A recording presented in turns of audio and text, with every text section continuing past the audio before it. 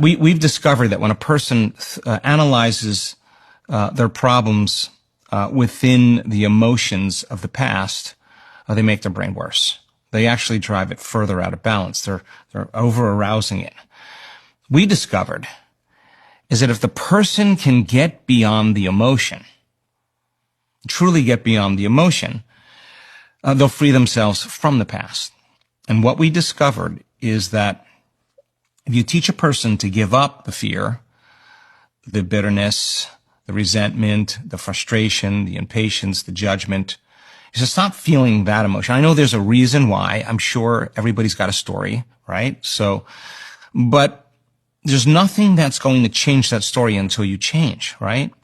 And so we discovered that if you trade those emotions for an elevated emotion, if you start feeling gratitude and appreciation and love and kindness and care, and you practice feeling that emotion, we give you some tools to use, to change your breathing, to put your attention in a different place, and to work with your body. What we discovered is that when the person can truly begin to open their heart, and we have brain scans on this, when the heart begins to open and it begins to become coherent, in other words, when you're feeling frustration or impatience or judgment, your heart is beating very incoherently. When you're feeling love and gratitude, kindness and care, there's a rhythm, there's a cadence that the heart has that's very coherent. When the heart gets coherent, we measure this, it immediately informs the brain that the trauma is over.